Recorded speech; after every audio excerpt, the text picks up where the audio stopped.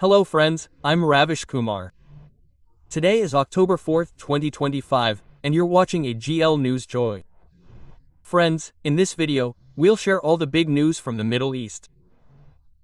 Before we continue, let's review today's headlines regarding the Gaza plan. Pakistan backtracked.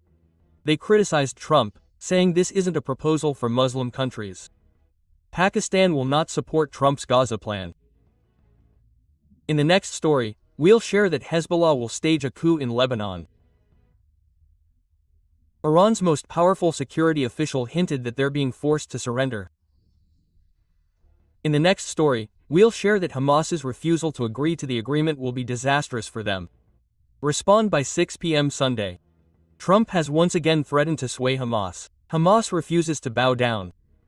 In the next story, we'll share that Iran and Israel are already preparing for a deadly war, with warships and fuel tanks ready. Russian weapons have reached Iran, and war could begin at any time. So friends, we'll learn all these news stories in detail. But before that, we have a small request. Please like and share the video.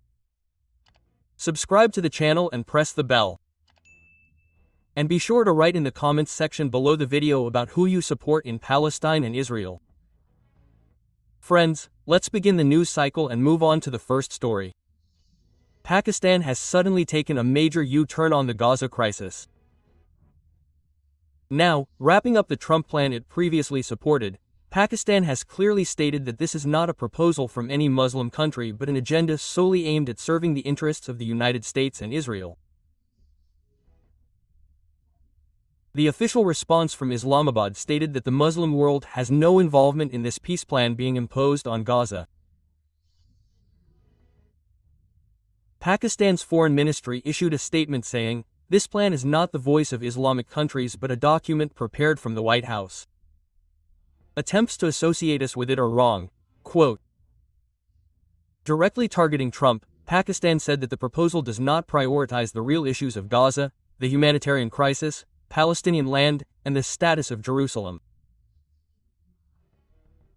Islamabad claims it is purely a strategy to secure Israel and put pressure on Arab countries. Experts believe that Pakistan's stance has changed due to several reasons. On the one hand, the Muslim world, especially Iran, Turkey, and Qatar, have already rejected the plan as unilateral. On the other hand, pressure from opposition parties and religious groups within Pakistan was mounting for the government not to toe Trump's line. This is why, after initially tacitly agreeing, Pakistan has now changed its stance. Interestingly, until a few days ago, Islamabad was calling this plan worthy of consideration. But now the statement even says that if Washington truly wants peace, it should negotiate directly with the Palestinians, not with them. The blueprint should be imposed. Analysts believe that Pakistan's U-turn could further sour relations with the United States. The Trump administration is already adopting a tough stance towards Pakistan, and now open opposition to the Gaza plan could further escalate tensions between the two countries. Pakistan has openly criticized Trump over the Gaza plan and clearly told Muslim countries that this proposal is not for them. This statement will not only mark a new turning point in US-Pakistan relations but will also redefine Pakistan's position in the Arab world. Now the question is whether Pakistan's opposition is merely the result of political pressure, or whether Islamabad is truly preparing to take a stronger position on the Palestinian issue. Let's move on to the next news. We are talking about a statement that has created a stir in the entire region. Ali Larijani, Secretary of Iran's Supreme National Security Council, has said that Hezbollah has the full potential to change the balance of power in Lebanon and, if it wishes, could even disrupt the current peace. This statement comes at a time when talks are underway in Lebanon to pressure Hezbollah to surrender its weapons. Lebanon's political landscape has long been fragile. Following the civil war, several political agreements and external interventions have led to Hezbollah's recognition as an armed political force.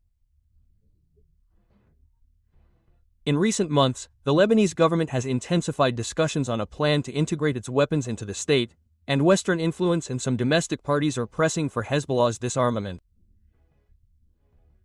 Multilateral tensions, shifting dynamics within Israel, the Lebanese border, and Syrian corridors, and Iranian support have made Hezbollah's role no longer solely domestic.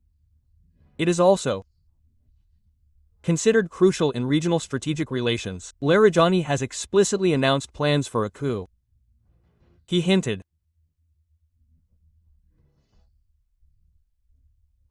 at the group's potential to effect a power shift, rather than suggesting a coup will occur immediately through gunfire or a theoretical political threat.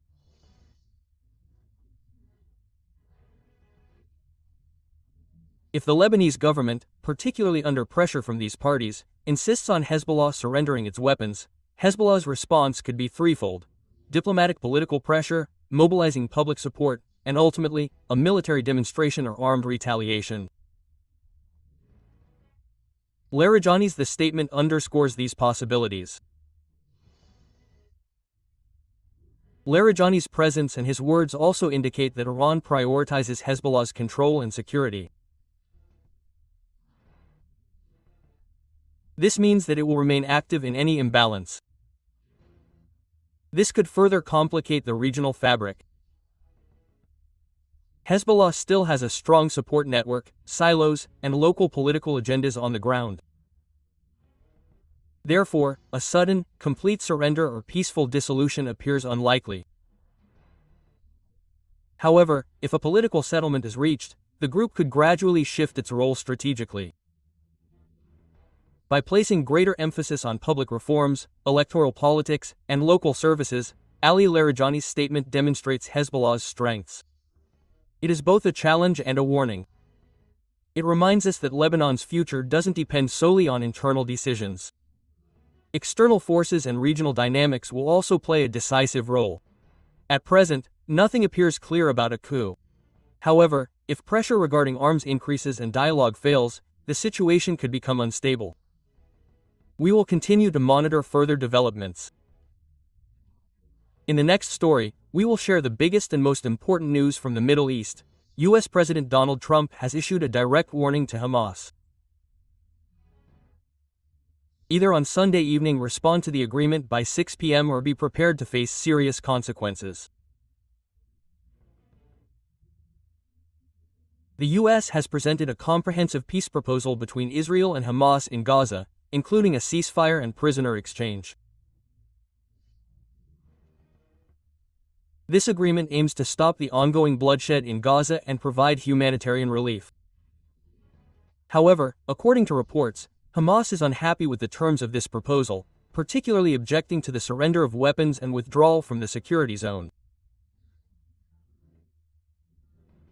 Trump says no more time will be wasted. If Hamas does not agree, the situation will worsen for them. Trump has presented this entire matter as a final warning. He made it clear that Hamas must respond before the deadline of 6 p.m. on Sunday. If there is no response, the U.S. will cancel the entire proposal, and there will be no scope for any further negotiations. Trump also said that if Hamas refuses peace, it will put its own people in grave danger. This statement clearly shows that Trump is adopting a strategy to pressure Hamas. This is to isolate it internationally. Hamas is currently in a very difficult situation. On the one hand, the people of Gaza are tired of war and devastation and need relief. On the other hand, if Hamas accepts the terms of the agreement, it will directly impact its political and military strength. Giving up arms, withdrawing from the occupied territories, and engaging in direct talks with Israel would all be tantamount to admitting defeat. This is why Hamas is adopting a policy of procrastination. But Trump's ultimatum does not give it this luxury. The Israeli government has welcomed Trump's ultimatum. The Israeli leadership says that the time has come to force Hamas to either compromise or pay the price for its military ambitions. Meanwhile, there is unrest in the Arab world. Countries like Qatar and Egypt, which have been mediating between Hamas and the U.S., are now feeling the pressure. Countries like Saudi Arabia and the UAE have hinted that peace is the way forward. What if Hamas refuses? What if Hamas does not respond by Sunday? Three major consequences could emerge: international isolation. Hamas will not receive support from other countries. Israel's offensive operation. Israel may gain more freedom to launch major military operations. Further devastation in Gaza will lead to further hardship for the civilian population. Shortages of electricity, water, medicine, and relief supplies will worsen. Trump's indication is that if a deal is not reached, the responsibility for the next round will fall entirely on Hamas. So, the picture is clear. Hamas has until 6 p.m. on Sunday. Whether it says yes or no, this time even silence will be considered a response. Trump's message is clear: refusing to compromise will prove disastrous for Hamas. Now, it remains to be seen which path Hamas takes in the coming hours: peace or confrontation. Let's move on to the next news.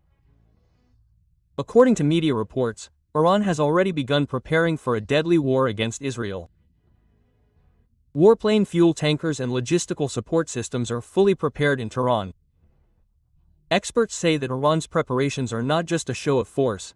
This is part of a genuine plan for strategic attacks within Israel. Meanwhile, Iran has also received a shipment of weapons from Russia. This includes modern missile systems, drones, and other high-tech military equipment. Experts believe that this Russian assistance will further strengthen Iran's strategic position. Experts say that if this tension escalates further, a large-scale conflict in the Middle East is likely. Israel has also enhanced its air defense systems and military preparations.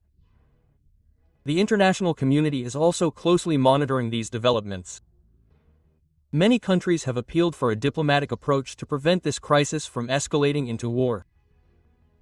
Friends, the situation is currently extremely tense.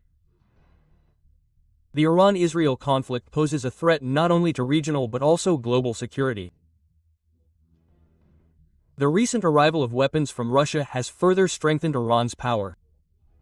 This entire development clearly demonstrates that the security situation in the Middle East is extremely fragile, and large-scale military activity is likely to occur in the region in the next few weeks. Friends, what do you think about these reports?